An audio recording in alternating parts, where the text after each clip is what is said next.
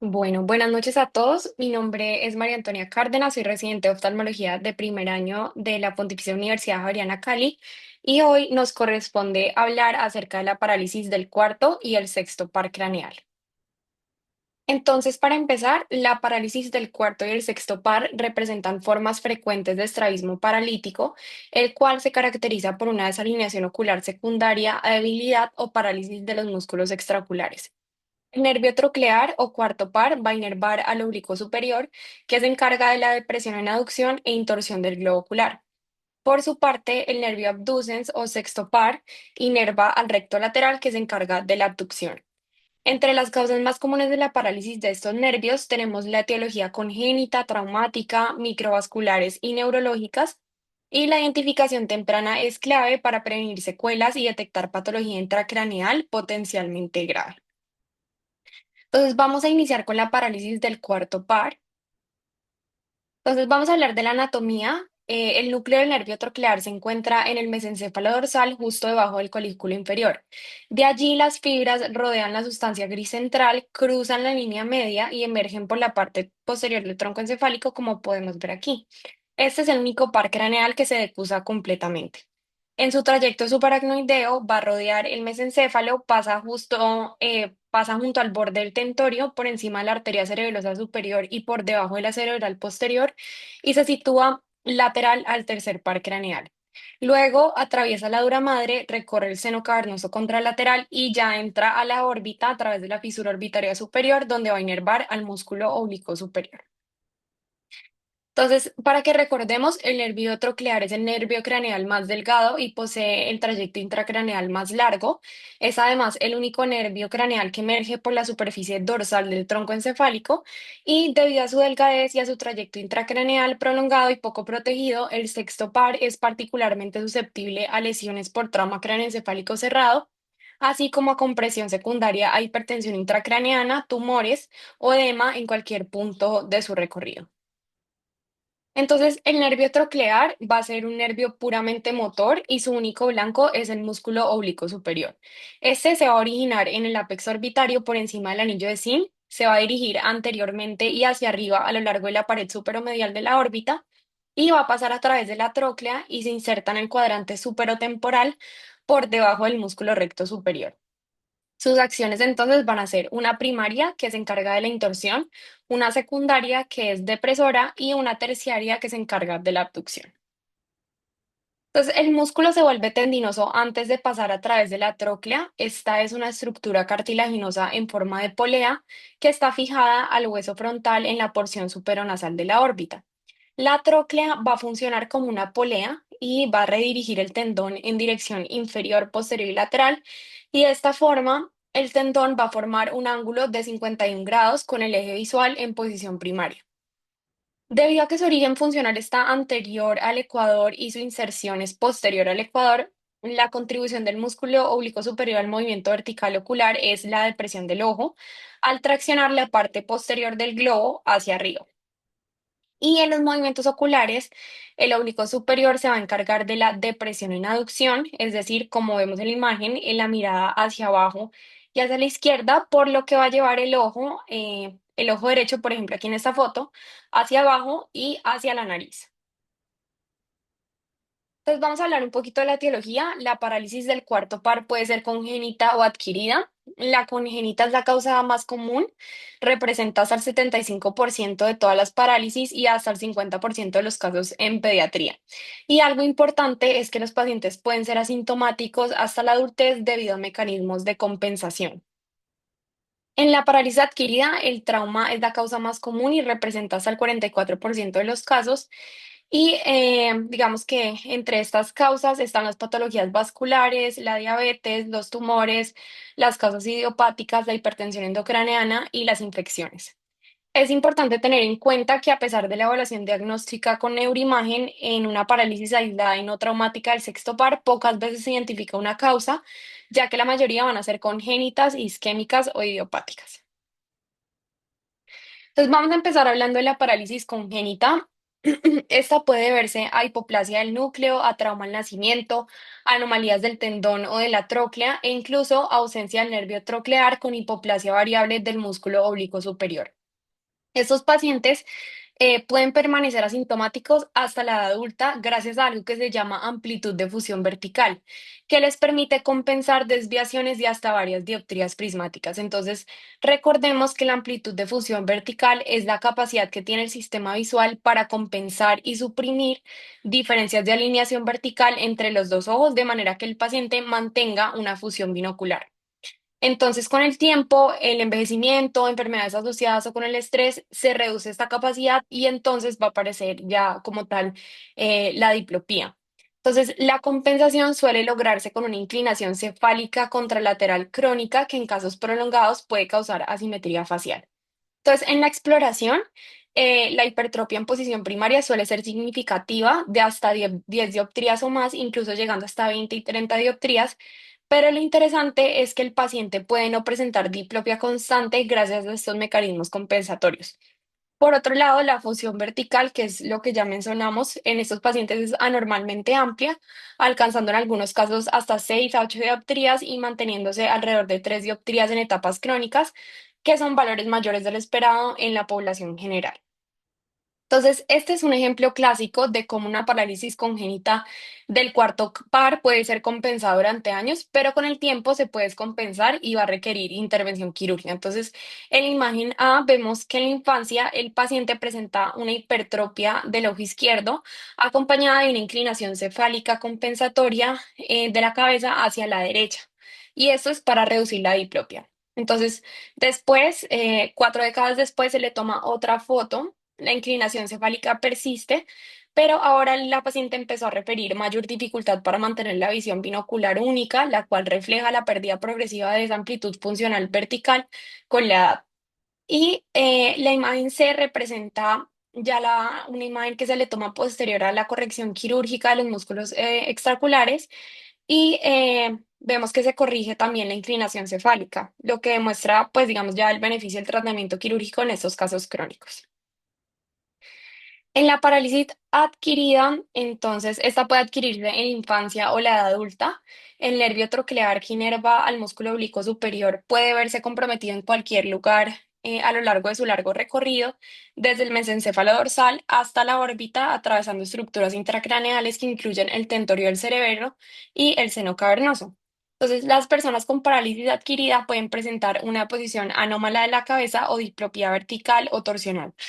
Dichos pacientes generalmente tienen amplitudes de fusión verticales que son normales, o sea, esto es, digamos que una de las diferencias principales entre la parálisis congénita y pues digamos que estos pacientes, ya que la amplitud de fusión vertical es normal o menor o igual a 3 dioptrías prismáticas, sí pueden estar significativamente discapacitados por pequeños grados de hipertropia causados por la parálisis del oblicuo superior adquirida. Otra cosa importante es que estos pacientes no presentan la simetría facial por ausencia de cronicidad. Entonces, esta puede ser de origen microvascular, traumático, idiopático o de otras causas menos frecuentes. La forma microvascular es la más típica en mayores de 50 años con factores de riesgo como hipertensión, diabetes, dislipidemia o tabaquismo. Se presenta de inicio súbito, indoloro y aislado, sin antecedente de trauma ni origen congénito. La traumática es frecuente por la particular vulnerabilidad anatómica del cuarto par y incluso traumas leves pueden afectarlo. La idiopática entonces va a corresponder a un subgrupo pequeño donde suele aparecer dolor supraorbitario ipsilateral leve que mejora al iniciarse la diplopia y puede resolverse espontáneamente en pocas semanas. Entre las otras causas menos frecuentes se van a incluir enfermedades desmielinizantes, patologías del tronco encefálico, aneurismas, tumores, infecciones intracraneales o meningias como el herpes zóster, hemorragias subaracnoideas y más raramente hipertensión intracraneal. Y en mayores debe considerarse también siempre la arteritis de células gigantes como causa de la mononeuropatía craneal. Entonces, ¿cómo hacemos la diferenciación entre una parálisis congénita y adquirida del músculo oblicuo superior? Entonces, lo primero, revisar fotografías de la infancia del paciente para identificar una inclinación compensatoria preexistente de la cabeza.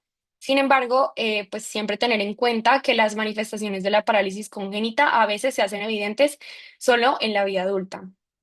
Evaluar la presencia de una gran amplitud de fusión vertical, lo cual va a respaldar el diagnóstico de una parálisis congénita del oblicuo superior.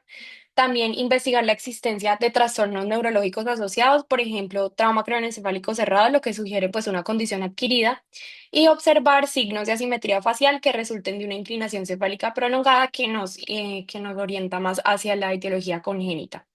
Entonces es importante diferenciar entre parálisis adquirida y descompensación de una parálisis congénita, ya que estas últimas no suelen requerir estudios neurológicos adicionales ni neuroimagen. Vamos a hablar un poquito de la etiología según la localización. Entonces, las lesiones nucleares y fasciculares en el mesencéfalo pueden ser secundarias a aplasia nuclear, lesiones vasculares como malformaciones arteriovenosas, hemorragias, isquemias o infarto del tallo cerebral, trauma o neoplasia. Ya que las fibras se decusan dentro del tronco encefálico, una lesión nuclear se va a manifestar como una paresia contralateral del músculo oblicuo superior. Además, ya que las fibras simpáticas descienden junto al fascículo del cuarto par craneal, la paresia contralateral del oblicuo superior se puede acompañar también de un Horner ipsilateral. En el espacio subaracnoideo, el cuarto par es particularmente vulnerable a lesiones, sobre todo traumáticas, que pueden ser unilaterales o bilaterales. Los impactos occipitales o frontales suelen producir compromiso bilateral por contusión en la región de la decusación, mientras que las lesiones unilaterales se relacionan con fenómenos de compresión o cizallamiento contra el tentorio. Además, este segmento puede verse afectado por aneurismas, isquemia, tumores, metástasis, aumento de presión intracraneal, hidrocefalia e infecciones. Entonces, en la clínica vamos a tener una paresia ipsilateral del músculo oblicuo superior más un dolor periorbitario intenso. Las lesiones en el seno carnoso rara vez se presentan como parálisis aisladas, ya que en ese territorio coexisten otros pares craneales, entonces lo más común es que se acompañen de otras manifestaciones de otros pares.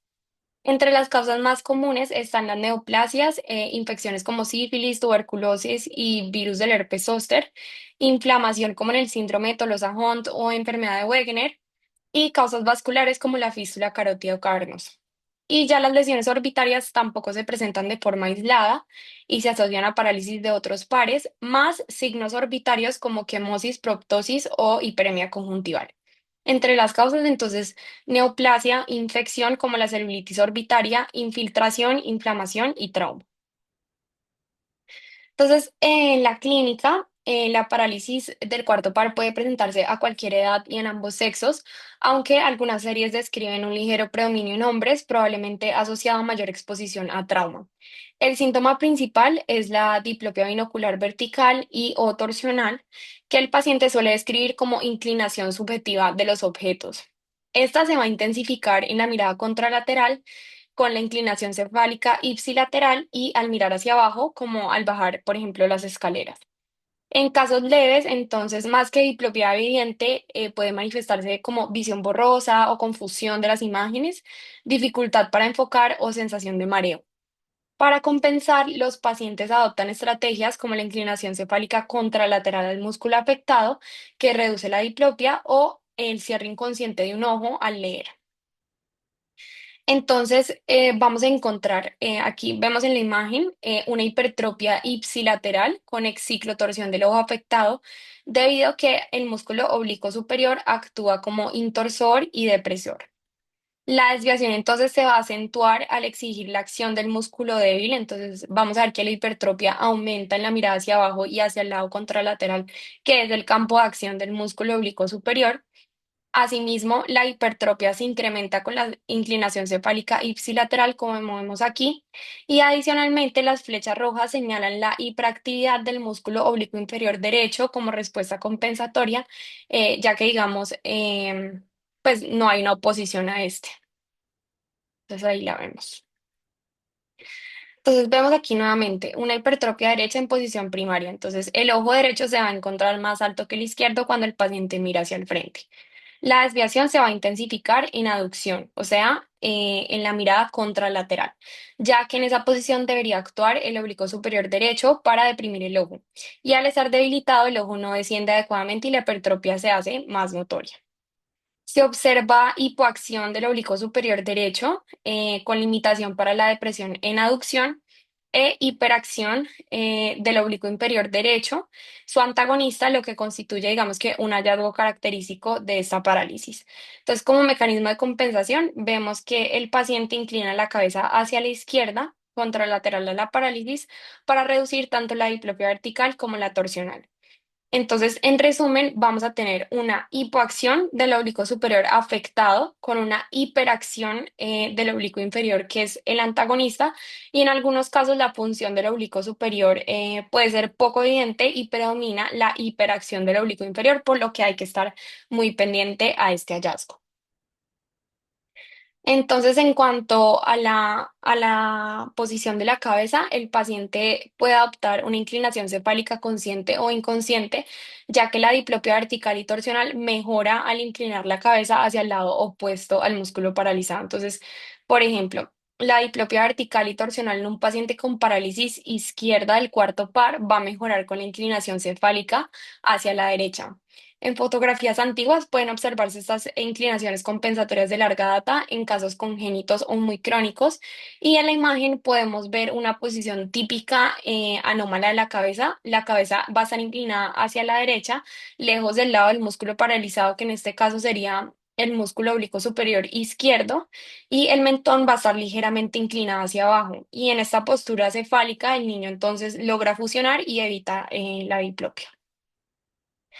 Entonces, ¿cómo se identifica de manera objetiva la exciclotorsión del fondo de ojo en una parálisis del cuarto par? Entonces, vemos acá a la derecha un ojo normal. Si se traza una línea horizontal imaginaria desde el tercio inferior del disco óptico hacia la mácula, esa línea debe pasar por todo el centro de la fobia. En el ojo afectado, aquí en la izquierda, esa misma línea pasa por encima de la fobia, lo que indica que la fobia está desplazada hacia abajo y hacia afuera. Ese desplazamiento es es la exciclotorsión, es decir, una rotación externa del ojo producida porque el oblicuo superior es un músculo intorsor y está paralizado. Y su antagonista, que es el oblicuo inferior y es exciclotorsor, va a quedar sin oposición. Entonces, en la parálisis unilateral, la hiperdesviación se va a caracterizar por ser incomitante, especialmente en las fases agudas, ya que la magnitud de la desviación vertical va a variar según las posiciones de la mirada. Entonces, la hipertropia se va a hacer más evidente en aquellas posiciones donde el músculo debería actuar, es decir, en la mirada hacia abajo y hacia el lado contralateral, así como en la inclinación cefálica ipsilateral. Entonces, aquí vemos una imagen donde el paciente presenta en posición primaria una hipertropia izquierda de 8 dioptrías, que aumenta a 16 dioptrías en la mirada hacia la derecha y a 18 dioptrías en inclinación cefálica ipsilateral, o sea, hacia la izquierda. Con el tiempo, entonces, la contractura del recto superior ipsilateral o del recto inferior contralateral puede producir un fenómeno que se llama diseminación de la comitancia, en el cual la diferencia en la magnitud de la hipertropia entre distintas posiciones de la mirada se vuelve mínima y se pierde este fenómeno. La debilidad del oblicuo superior también ocasiona extorsión ocular. Cuando el grado de torsión es significativo, el paciente puede experimentar lo que se llama enciclodiplopia subjetiva, donde percibe la imagen inclinada hacia adentro. Entonces, el diagnóstico se va a confirmar mediante pruebas específicas como la prueba de tres pasos de Parks-Bielszowski y la prueba del doble cilindro de Maddox, que permite cuantificar el componente torsional. Entonces, el diagnóstico puede confirmarse mediante esta prueba, se llama prueba tres pasos de Parks-Bielszowski, y bueno, la vamos como a realizar. Entonces, en el paso uno, vamos a preguntarnos cuál ojo está más alto, o sea, cuál es el ojo más hipertrópico. Y determinar esto reduce las posibilidades de paresia a cuatro músculos extraculares que son el oblicuo superior ipsilateral, el recto inferior ipsilateral, el oblicuo inferior contralateral o el recto superior contralateral. Entonces, en el ejemplo, vemos aquí un paciente con una hipertrofia izquierda. Entonces, los posibles músculos comprometidos van a incluir los depresores del ojo izquierdo, que son el oblicuo superior izquierdo y el recto inferior izquierdo, que estén generando una hiperactividad de los elevadores y estén mandando el ojito hacia arriba, o los elevadores del otro ojo, como el oblicuo inferior derecho y el recto superior derecho, que hagan descender el ojo contralateral por hiperfunción de los depresores. Entonces, o tenemos una hiperacción de los elevadores en el mismo ojo o una hiperfunción de los depresores que esté mandando el otro ojo hacia abajo y entonces así vamos organizándonos. En el paso 2, entonces, nos preguntamos si la hipertrofia empeora en la mirada derecha o en la izquierda. Entonces, determinar en qué mirada horizontal empeora la hipertrofia reduce los músculos implicados de 4 a 2, porque solo 2 van a actuar en la mirada derecha y 2 van a actuar en la mirada izquierda. Entonces, aquí la hipertrofia empeora en la mirada contralateral, o sea, en la mirada hacia la derecha porque ese movimiento está controlado por el músculo parético. Entonces, así, si un paciente con hipertrofia izquierda, la desviación empeora en la mirada derecha, quedan implicados solamente el oblicuo superior izquierdo o el recto superior derecho. Y en el paso 3, la hipertrofia empeora con inclinación cefálica derecha o izquierda. Entonces, este se llama el test de inclinación cefálica de Bielchowski y este va a identificar concretamente qué músculo está afectado. Entonces, recordemos que en la parálisis del cuarto par, la hiperdesviación va a ser mayor con la inclinación cefálica ipsilateral porque la intorsión del oblicuo superior ipsilateral es débil y se va a compensar activando el recto superior ipsilateral que también es intorsor y esta activación va a elevar el ojo y va a aumentar la hipertrofia. Entonces, la desviación va a mejorar con la inclinación contralateral. Ujú. Y así una hipertrofia izquierda que empeora en mirada derecha y con inclinación cefálica izquierda es consistente con una paresia del oblicuo superior izquierdo. Entonces aquí vamos a ver un videito de cómo se identifica. Entonces el primer paso es identificar qué ojo es hipertrópico en posición primaria a la mirada. Entonces en este caso vemos una hipertrofia mayor en ojo izquierdo, ahí lo podemos ver en el cover test, en el ojito izquierdo. Aquí también lo vemos en la imagen. Y de esta manera, los músculos probablemente comprometidos serán el recto superior y el oblicuo inferior derechos y el oblicuo superior y el recto inferior izquierdo. El segundo paso es determinar si la hipertrofia aumenta con la mirada hacia la izquierda o hacia la derecha. Entonces, ahí vemos que cuando el paciente mira hacia la izquierda, no presenta ninguna hipertrofia. Sin embargo, cuando mira hacia la derecha, el ojito izquierdo está en hipertrofia.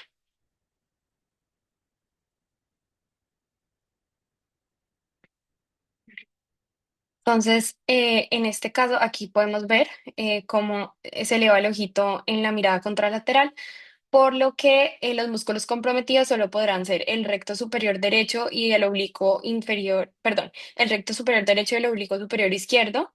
Y esto quiere decir que el recto superior derecho no está funcionando y ese ojo está más abajo que el otro, o el músculo oblicuo superior izquierdo no está funcionando y ese ojo, por lo tanto, va a estar más arriba que el otro.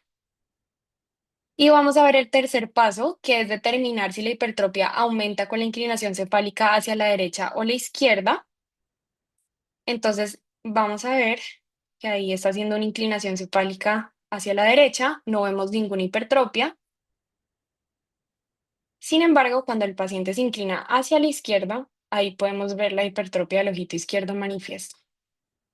Entonces, recordemos que aumenta siempre hacia el lado ipsilateral de la parálisis.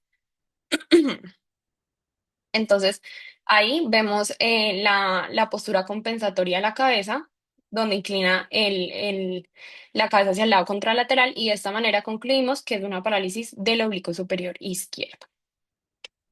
Entonces, la parálisis inhibicional del antagonista contralateral es un tipo de presentación que se da cuando el paciente presenta fijación con el ojo parético. En la parálisis del oblicuo superior derecho, por ejemplo, cuando el paciente fija un objeto arriba y a la izquierda, deberían actuar el oblicuo inferior derecho y el recto superior izquierdo. Sin embargo, la inervación del oblicuo inferior derecho se reduce porque ya no necesita contrarrestar la acción del oblicuo superior derecho que está paralizado. Esto se explica por la ley de Sherrington, que regula la inhibición recíproca entre agonistas y antagonistas. Y de forma paralela, según la ley de Hering, también llega menos estímulo al músculo sinergista contralateral, en este caso el recto superior izquierdo. Entonces, el resultado clínico, como lo podemos ver aquí en el recuadro rojo, es una hipoelevación aparente del ojo contralateral en esa posición de la mirada, lo que puede simular una paresia del recto superior izquierdo, aunque en realidad es secundaria a la parálisis del oblicuo superior derecho.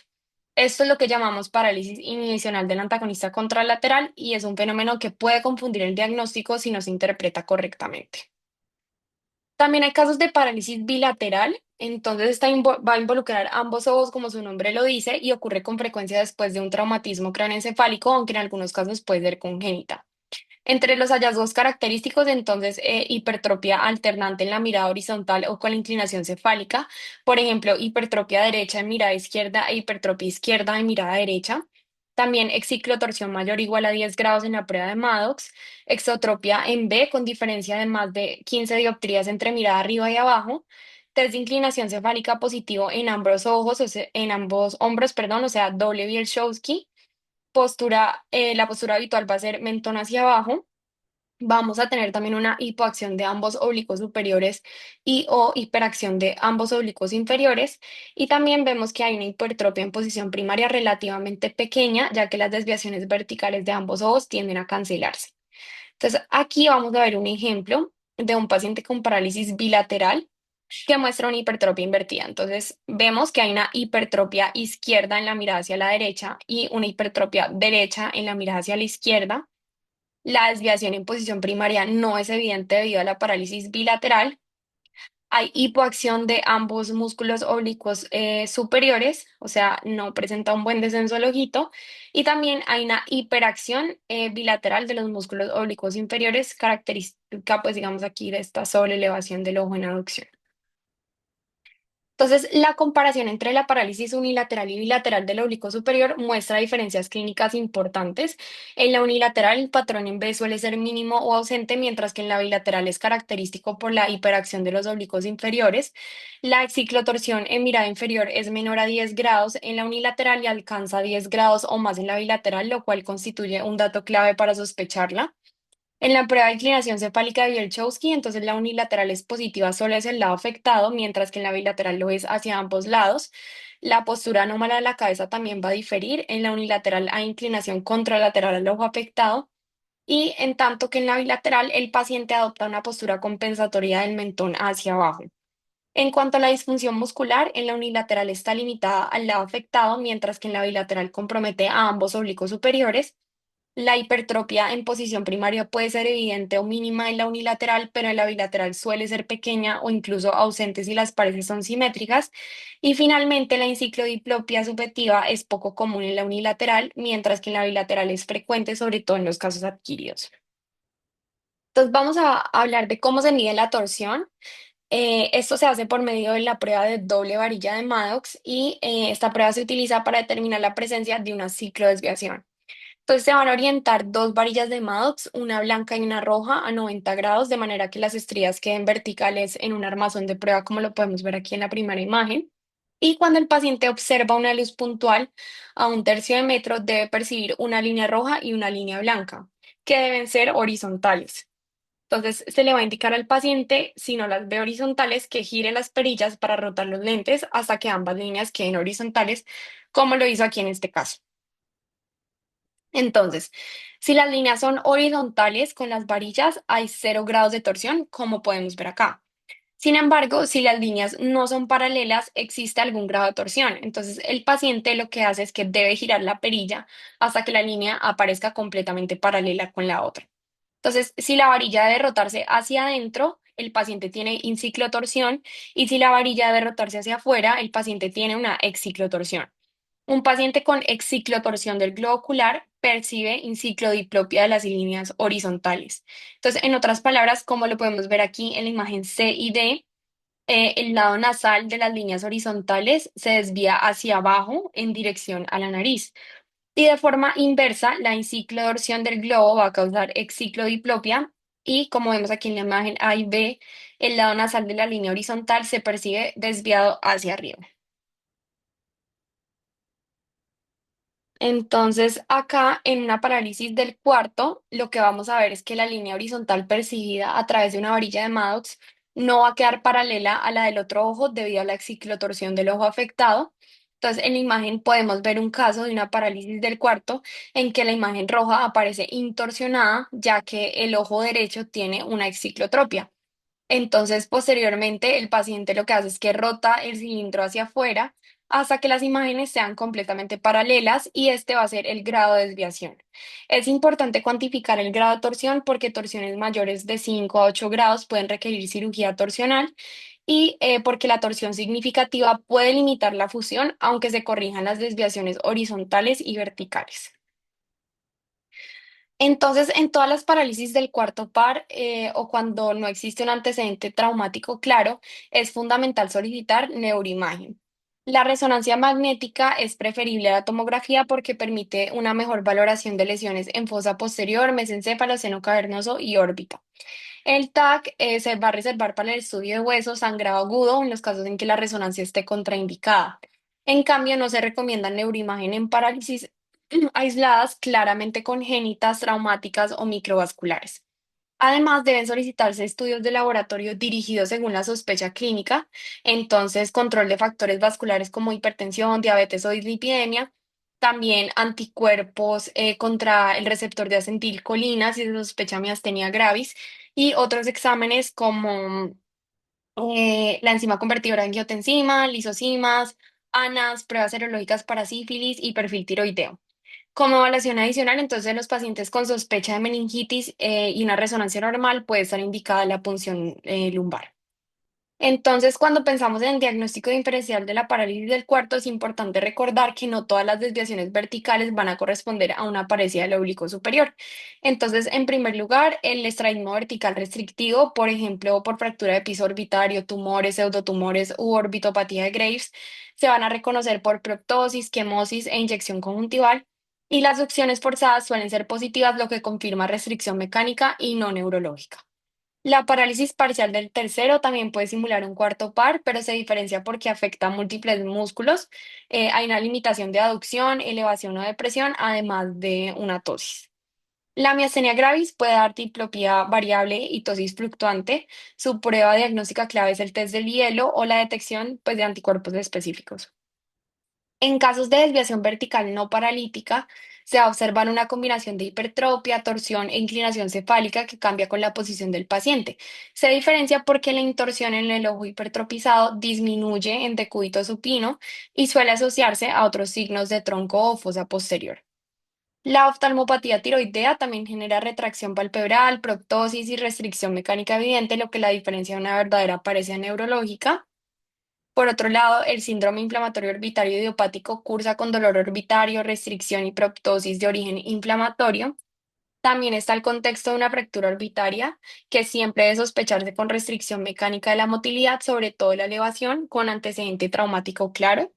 Y finalmente, el síndrome de Brown limita la elevación en aducción debido a restricción tendinosa del oblicuo superior. Y a diferencia de la parálisis del cuarto, no cumple el patrón característico de la prueba de Parks de 3 pasos. Entonces vamos a hablar del tratamiento. El manejo de la parálisis del cuarto depende fundamentalmente de la etiología subyacente. En los casos adquiridos, entonces el tratamiento inicial debe enfocarse en la enfermedad causal y en el contexto de una parálisis microvascular como la asociada a hipertensión o diabetes, la evolución suele ser benigna con una resolución espontánea en un periodo de 3 a 6 meses. En las formas traumáticas, entonces la recuperación va a ser más variable. Algunos pacientes mejoran de forma parcial con el tiempo, pero muchos van a persistir con la desviación. Por ello, se recomienda un periodo de observación de varios meses antes de considerar cirugía, siendo el tiempo de estabilidad previo a una intervención quirúrgica de entre 6 a 12 meses. Entonces, entre las alternativas conservadoras, los prismas constituyen la estrategia más utilizada. Inicialmente se emplean prismas de Fresnel temporales que se adhieren a las gafas y permiten evaluar la eficacia del tratamiento. Si el paciente obtiene buena compensación de la diplopia, entonces pueden reemplazarse por prismas permanentes ya montados en los lentes y Estos prismas van a ser especialmente útiles en desviaciones pequeñas, comitantes y sin un componente torsional marcado. Otra opción va a ser la oclusión monocular, que puede aliviar de manera inmediata la diplopia binocular, aunque debe evitarse en niños menores de 10 años debido al riesgo de desarrollar ambliopía.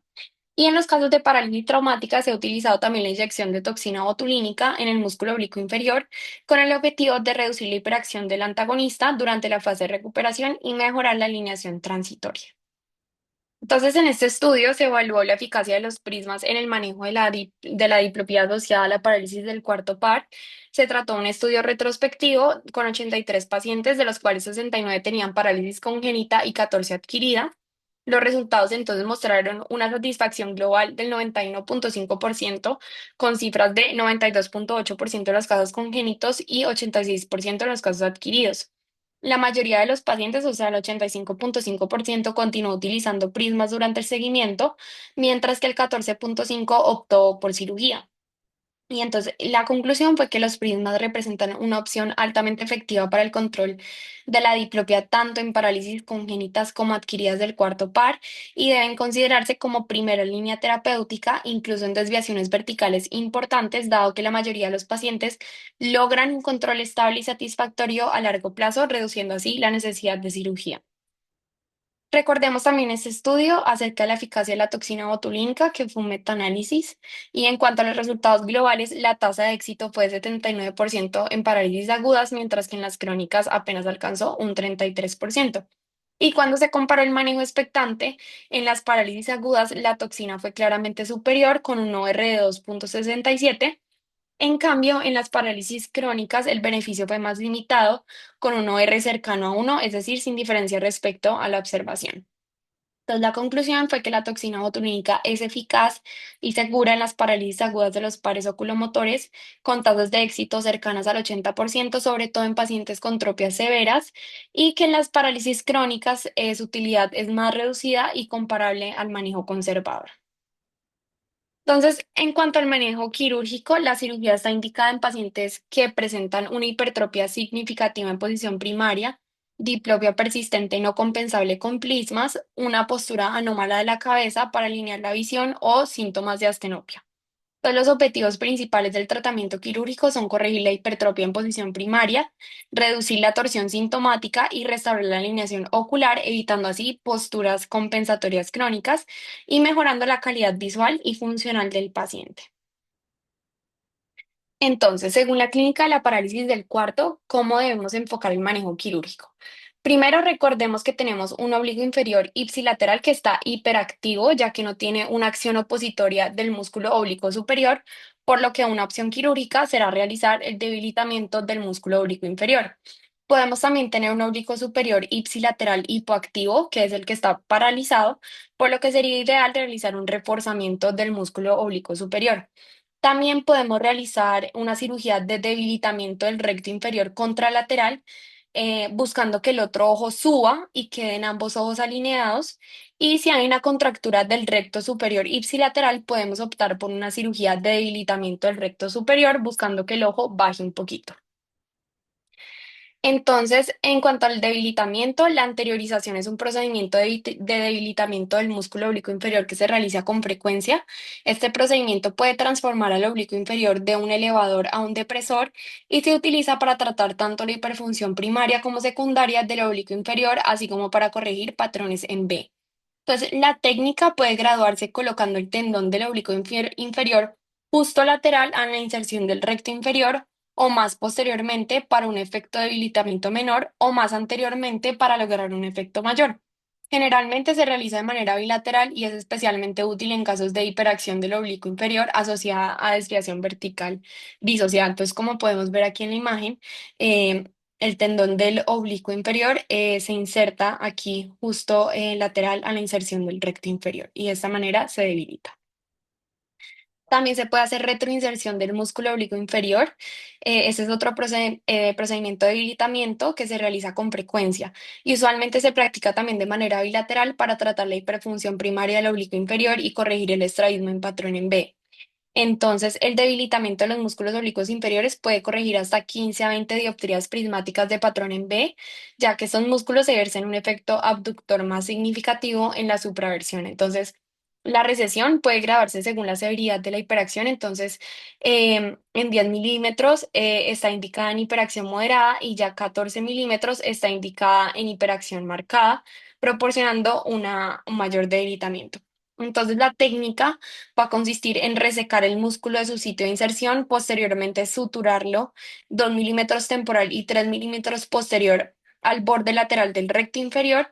Y si se quiere lograr una inserción a 14 milímetros, pues el libro decía que se debe suturar a nivel del vórtex de la vena inferotemporal, como vemos aquí en la imagen. Entonces, el libro de la academia llama al debilitamiento del músculo oblicuo inferior un enfoque uniforme o one size fits all, ya que es útil en la mayoría de los casos, especialmente en hipertrofias pequeñas o moderadas. Entonces, aquí podemos ver una cirugía de debilitamiento. Ahí ya pues está sujetando el tendón del músculo oblicuo inferior, se está haciendo ahí pues como la disección.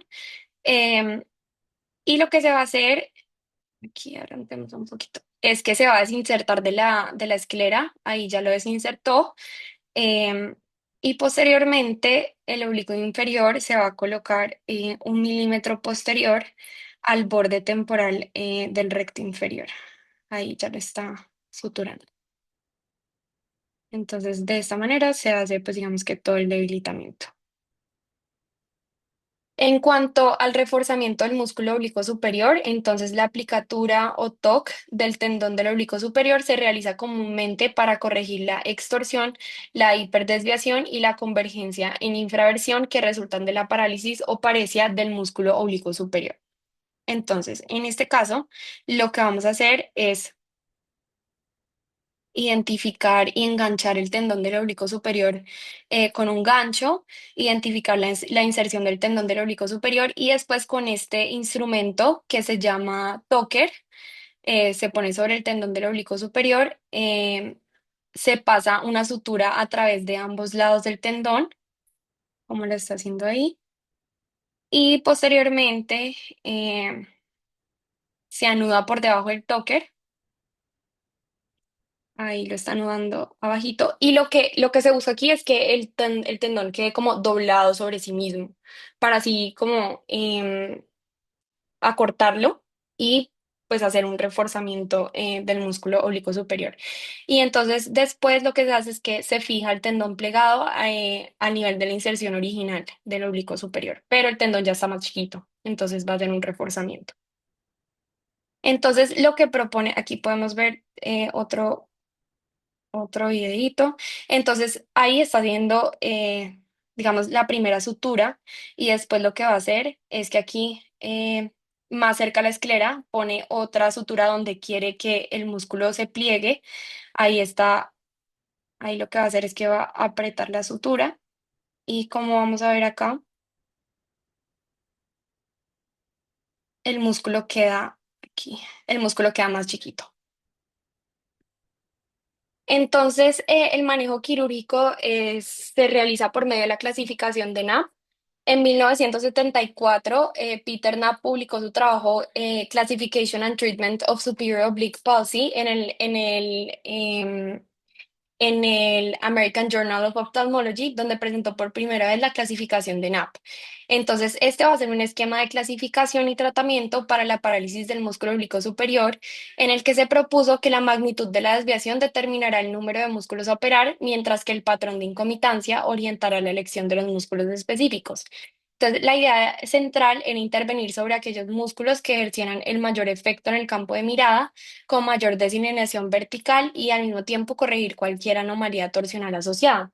Entonces, si bien los avances posteriores y la introducción, digamos que las suturas ajustables han dejado obsoletas algunas de sus recomendaciones quirúrgicas, los conceptos siguen siendo de gran utilidad y de este modo esta clasificación se consolidó como una herramienta clásica para seleccionar la técnica quirúrgica según el patrón de desviación. Entonces, la clasificación va a categorizar la parálisis del oblicuo superior según el campo de la mirada donde la desviación vertical va a ser más prominente. Entonces, vamos a hacer el ejemplo con una parálisis del oblicuo superior izquierdo, donde ese es el lado derecho del paciente y ese es el lado izquierdo. Entonces, la clase uno, la hipertrofia máxima, se observa en dextrosupraversión, es decir, cuando el paciente mira hacia arriba en aducción. Y en este caso hay una hiperactividad del músculo antagonista. Que es el músculo oblicuo inferior ipsilateral, y por esta razón el abordaje quirúrgico propuesto es el debilitamiento del músculo oblicuo inferior ipsilateral por medio de una retroinserción o una anteriorización. Por otro lado, en la clase 2, la hipertrofia máxima se va a observar en la dextroinfraversión, es decir, cuando el paciente mira hacia abajo en aducción. Y en este caso hay una hipoactividad del músculo oblicuo superior parético, cuyo campo de acción es este, y la indicación quirúrgica en estos casos entonces va a ser el fortalecimiento del oblicuo superior por medio del plegamiento. En la clase 3, entonces la hipertrofia máxima se va a presentar en todos los campos de extroversión, o sea, en todo el campo derecho, y en este caso hay una combinación de hiperactividad del oblicuo inferior e hipoactividad del oblicuo superior. Entonces, en estos casos se debe considerar una combinación de ambas técnicas, es decir, un plegamiento del oblicuo superior o una retroinserción del oblicuo inferior. En la clase 4, entonces la hipertrofia máxima se presenta en todo el campo contralateral y en todo el campo inferior, lo que indica una combinación de hiperactividad del oblicuo inferior más hipoactividad del oblicuo superior más contractura del recto superior, que hace que cuando el paciente mire hacia abajo, el ojo va a persistir en una hipertrofia. Entonces, en estos casos considerar plegamiento del músculo oblicuo superior más retroinserción del oblicuo inferior, y en una segunda cirugía se puede realizar una resección del recto inferior para fortalecerlo o una retroinserción del músculo recto superior. Finalmente, en la clase 5, la hipertrofia máxima se va a presentar en todo el campo inferior, sugiriendo una contractura del recto inferior. Entonces, en este caso, considerar un plegamiento del músculo oblicuo superior o una retroinserción del músculo recto inferior contralateral. Esto buscando como un equilibrio de la acción vertical entre ambos ojos para así reducir la hipertrofia en infraversión. La clase 6 y 7 ya son casos más complejos que requieren ya pues enfoques muy individualizados. En esta tabla entonces se resumen las principales intervenciones quirúrgicas para la parálisis unilateral del oblicuo superior que ya mencionamos, y existe otro procedimiento que se llama el procedimiento de Harada-Ito. Este está indicado en los casos de exciclotorsión. Entonces lo que se hace es que se transpone un tercio a un medio del tendón anterior del oblicuo superior hacia el borde superior del músculo recto lateral. Se fija el tendón 8 milímetros por detrás y 2 milímetros por encima del borde superior del recto lateral, y este procedimiento lo que va a hacer es que va a aumentar la intorsión sin añadir mucha depresión y corrige la intorsión con mínimo impacto vertical. Vamos a pasar entonces a la parálisis del sexto par. El sexto par se origina en la protuberancia ventral al piso del cuarto ventrículo y a nivel del colículo facial. Su fascículo emerge anteroinferiormente a través del tegmento pontino y sale en la unión pontomedular, ingresando a la cisterna prepontina, donde recorre el clivus y el vértice petroso. Luego perfora la dura madre en el canal de Dorelo, anclado por el ligamento petrosfenoidal, y continúa por el seno cavernoso, ubicado lateral a la carótida cavernosa y medial a la rama B1. Finalmente, penetra en la órbita por la hendidura orbitaria superior a través del anillo de Zinc para inervar al recto lateral. Entonces, el sexto nervio craneal inerva únicamente al recto lateral ipsilateral. El recto lateral es uno de los músculos extraculares claves y se origina en el anillo tendinoso de Zinc. Su inserción está localizada aproximadamente a 6,9 milímetros del limbo lateral, y la acción primaria de este músculo es la abducción del ojo, es decir, moverlo hacia afuera. Y a diferencia de otros músculos extraculares, su función va a ser exclusiva. En posición primaria, entonces va a trabajar únicamente sobre el eje horizontal sin participar en los movimientos verticales ni torsionales. Entonces, en cuanto a la etiología, puede tener causas congénitas tumorales o vasculares. Las formas congénitas son poco frecuentes y suelen ser transitorias, habitualmente relacionadas con trauma obstétrico o con aumento de la presión intracraneal en el parto. En cuanto a las causas tumorales, el nervio puede verse comprimido a lo largo de todo su trayecto. En la fosa posterior y el ángulo pontocereloso, entonces destacan los tumores como el neurinoma del acústico, meningiomas o gliomas del tronco, y a nivel del clivus pueden aparecer cordomas, condrosarcomas o metástasis, y desde la nasofaringe un carcinoma puede extenderse hacia el seno cavernoso o a la base del cráneo.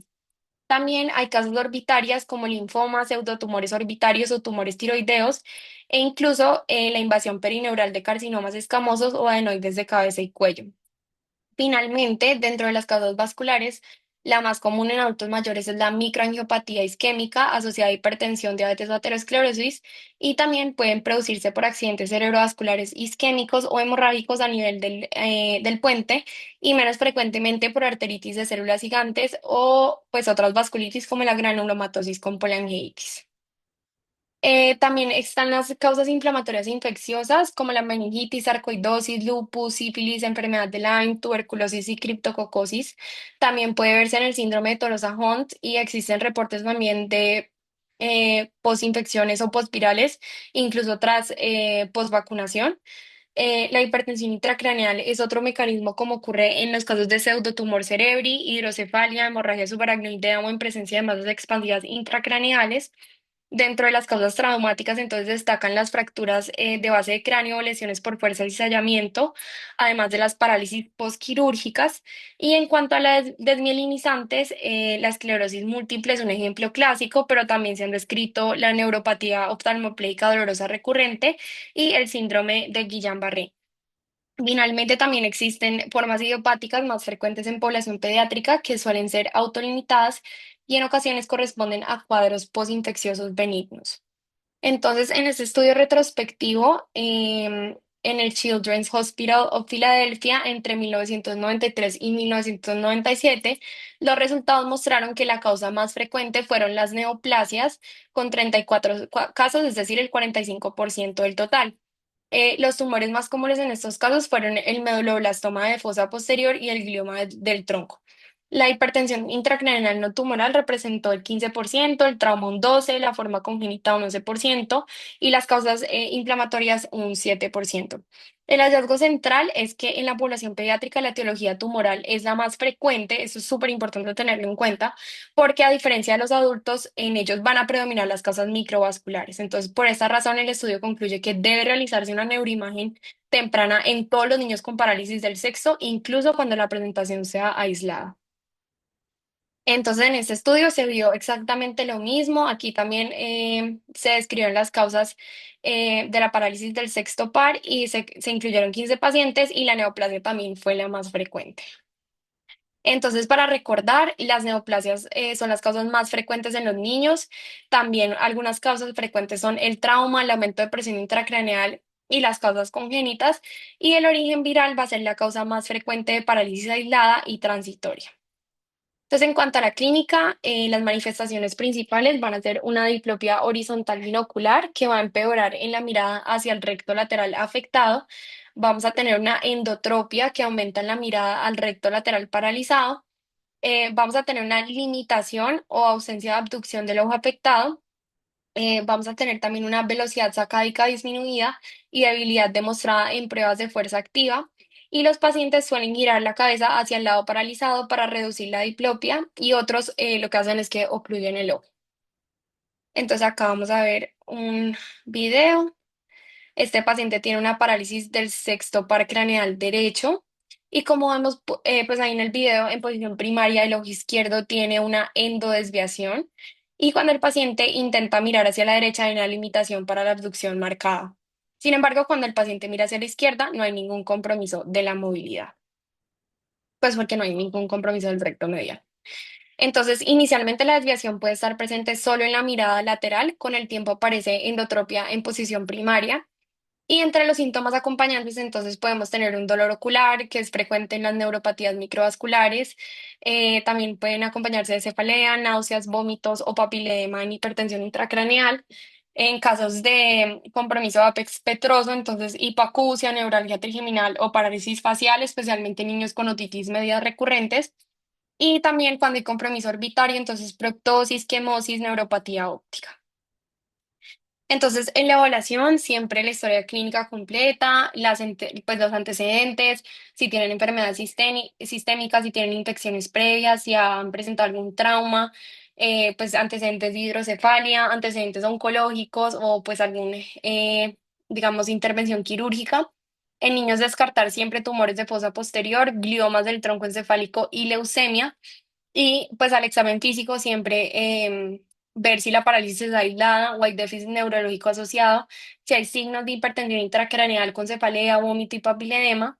También se evalúan los pares craneales adicionales y signos de fosa posterior y se debe hacer un examen oftalmológico completo que incluya agudeza visual, alineación ocular, motilidad, fondo de ojo y también ver si el paciente tiene alguna posición compensatoria de la cabeza. En los estudios diagnósticos, entonces, resonancia cerebral y orbitaria con gadolinio es el gold estándar. En niños y menores de 50 años está indicada siempre, aun sin hallazgos neurológicos asociados, y en adultos mayores de 50 años con factores vasculares puede diferirse, pero es obligatoria si no hay mejoría a los 3 meses o aparecen déficits adicionales. El TAC con contraste es una alternativa si no se puede realizar la resonancia y otros estudios complementarios incluyen la punción lumbar en casos de hipertensión intracraneal idiopática o procesos meningios y estudios de tórax o hemato-oncológicos si se sospecha de sarcoidosis, leucemia o linfoma. Entonces, en esta tabla se resumen las indicaciones para solicitar una resonancia eh, en pacientes con parálisis de los nervios oculomotores. Entonces, la neuroimagen está indicada en pacientes menores de 50 años, es decir, en todos los niños, en aquellos con parálisis parcial del tercer par, ya sea con o sin compromiso pupilar, y en todo paciente con antecedente oncológico de cualquier tipo. También debe pedirse si existen otros signos o síntomas localizadores neurológicos o cuando no se observa mejoría clínica al cabo de un mes y finalmente si no resuelve en un plazo máximo de 3 meses. Ya en este caso la resonancia va a ser obligatoria para descartar causas estructurales o infiltrativas. En cuanto a los laboratorios, entonces, según la sospecha clínica, si es sífilis, pues pedimos las pruebas. También pedí los anticuerpos para miastenia gravis, el perfil tiroideo y pues si sospechamos, digamos, autoinmunidad por colagenopatías, vasculitis, entonces pedimos, pues, digamos, todo el perfil autoinmune. Entonces, en el diagnóstico diferencial, en primer lugar, la orbitopatía restrictiva, como la enfermedad tiroidea ocular, las fracturas orbitarias, los tumores o pseudotumores que se manifiestan con diplopia y restricción de la abducción. Aquí la clave es que la limitación es mecánica y no neurológica y suelen coexistir signos como proptosis, quemosis e hiperemia y la prueba de abducción forzada va a ser positiva. La miositis orbitaria cursa con dolor ocular más intenso y diplopia asociada a un curso inflamatorio y la resonancia suele mostrar el engrosamiento ocular. En la miastenia gravis, entonces, pues lo que ya hablamos se diferencia, digamos que por los anticuerpos positivos y la prueba del hielo positiva. En niños también muy importante distinguir la endotropia infantil, que puede ser acomodativa, idiopática o tipo 1 de Duane, y esta suele presentarse desde la infancia y no se acompaña de diplopia y corresponde, digamos, a un cuadro congénito adaptativo y no adquirido. Finalmente, el espasmo de reflejo de convergencia puede dar endotropia variable y déficit aparente de abducción, y aquí la clave es la miosis intensa durante la mirada lateral, un hallazgo no fisiológico que va a orientar el diagnóstico. Entonces el tratamiento va a ser tratar la causa subyacente, también tener en cuenta que muchas parálisis se resuelven espontáneamente en 3 a 6 meses y que la recuperación es más probable en casos unilaterales y parciales y va a haber, pues va a existir un peor pronóstico si hay parálisis completa, bilateral o neoplásica. El tratamiento conservador y sintomático, entonces la oclusión ocular, que debe ser alternante para prevenir la ambliopía, los prismas, ya sea temporales de Fresnel o permanentes, y la corrección óptica en los pacientes hipermétropes para prevenir la endotropia acomodativa, y también pues hacer un control cada 1 a 3 meses. Entonces, en estos casos también se puede utilizar toxina botulínica, sobre todo en la fase aguda. La inyección se va a realizar en el recto medial ipsilateral con dos objetivos principales, que va a ser primero, prevenir la contractura secundaria del recto medial y segundo, disminuir la endotropia en los primeros meses. Entonces se va a utilizar tanto como puente hacia la cirugía en pacientes que no mejoran espontáneamente como en forma de tratamiento combinado. Y los estudios muestran que las tasas de recuperación con toxina son similares a las de la simple observación. Sin embargo, en niños ofrece una ventaja y es que acelera la fusión binocular y disminuye el riesgo de ambliopía, ya que evita periodos prolongados de diplopia o mala alineación. Entonces, el manejo quirúrgico va a estar indicado si no hay resolución tras 6 meses o en parálisis congénica, congénitas o traumáticas persistentes. Entonces, vamos a tener dos enfoques quirúrgicos. Si hay abducción parcial preservada, entonces la indicación va a ser una retroinserción del recto medial para debilitarlo, más una resección del recto lateral para fortalecerlo. Y con una abducción ausente, o sea, en casos de parálisis total, cuando no hay ninguna función del recto lateral, entonces ya buscamos las transposiciones musculares verticales, o también se puede hacer la transposición del recto superior más retroinserción del recto medial. Y es importante considerar siempre en estas cirugías, sobre todo en las que son múltiples, que incluyen muchos músculos, el riesgo de isquemia de segmento anterior. Entonces, en paredes parciales consideramos entonces la retroinserción del recto medial, que básicamente como vemos aquí en el video, eh, lo que vamos a hacer es, digamos que aquí. Aquí pues están haciendo pues la sutura de seguridad, posteriormente desinsertan el músculo de la esclera de su sitio original de inserción y como se va a hacer la retroinserción, entonces lo que se hace es que se fija, ahí están midiendo pues cuántos milímetros van a retroinsertar y se fija posteriormente a esclera y esto pues lo que hace es debilitar el músculo recto medial para que el ojito pues ya no esté en aducción. Por otro lado, la resección del recto lateral, como vemos ahí, busca fortalecerlo. Entonces ahí lo que van a hacer es desinsertar. Bueno, ahí en ese caso están haciendo un plegamiento del recto lateral para cortarlo y de esa manera fortalecerlo. Entonces esto va a mejorar abducción y va a reducir la endotropia. En las parálisis completas, entonces ya vamos a buscar la transposición de los rectos verticales. Entonces existen varios enfoques quirúrgicos. El full tendon vertical rectus transposition es la transposición completa del recto superior e inferior hacia la inserción del recto lateral, como vemos acá. Entonces básicamente lo que hacemos es desinsertar el recto superior y el recto inferior y los insertamos aquí a nivel del recto lateral para así pues mejorar la fuerza abductora y ampliar el campo de visión binocular. Existe otra forma que es el partial tendon BRT, donde solo se transponen las mitades temporales, es decir, que aquí, por ejemplo, se cortaría el recto superior y el recto inferior en la mitad y únicamente pues los bracitos aquí como más cercanos al recto lateral se insertarían acá, pero se dejaría la otra mitad insertada a nivel pues como del sitio de inserción original. Esto representa, pues, digamos, un menor riesgo de isquemia y es útil en pacientes con alto riesgo vascular.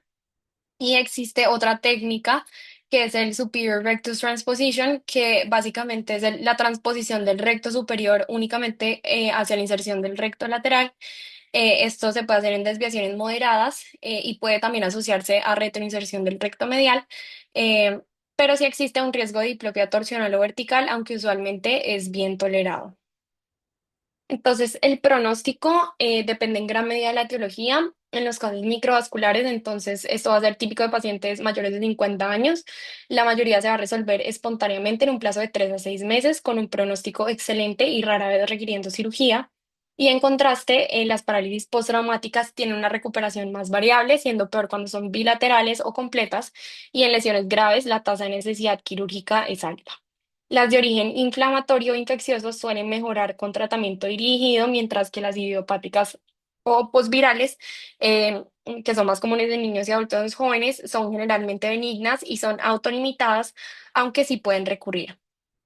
Por su parte, las de origen neoplásico tienen un pronóstico muy reservado, con baja tasa de recuperación espontánea y suelen requerir tratamiento multimodal, incluyendo cirugía oncológica, radioterapia y cirugía de estrabismo. Y finalmente, las congénitas tienden a persistir en el tiempo, siendo frecuente la indicación quirúrgica para corrección funcional y estética. Y es importante tener en cuenta los factores de mal pronóstico, como la parálisis bilateral, el compromiso completo sin abducción residual, la presencia de otros déficits neurológicos o la persistencia mayor a 6 meses sin mejoría clínica. Y eso era todo lo que les tenía para hoy. Muchísimas gracias.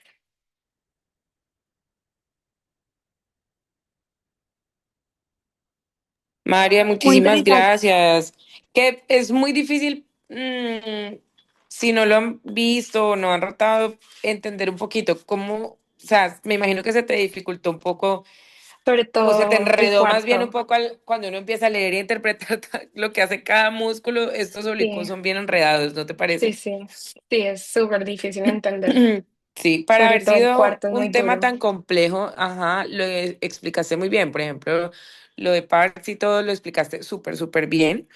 Creo que tienes un muy buen dominio del tema y las diapositivas te quedan muy bonitas. Son como muy claras, muy específicas. Entonces, te felicito porque tienes un muy buen dominio del tema. O sea, yo sé que es difícil, es súper enredado, pero como lo has explicado, lo haces ver como si no fuera tan, tan Gracias, enredado. Creo doctora. que tú también al leerlo, pues lo debes haber entendido muy bien porque lo explicaste muy bien. Sí, sí. Sí, Muy más, interesante tu charla. sí, Una Gracias, cosita de pronto para doctora. agregarte, para que tengas en cuenta, Ujú. es también muy común la parálisis del sexo en niños post vacuna, que eso sí creo que Ok. no lo dijiste. Ay, sí. Hay que estar muy pendiente de eso. Y también he visto por mastoiditis. Ah, ok. Listo, listo, sí. Pero el resto súper bien, muy chévere tu charla. Gracias, doctoras. Muy, muy bien.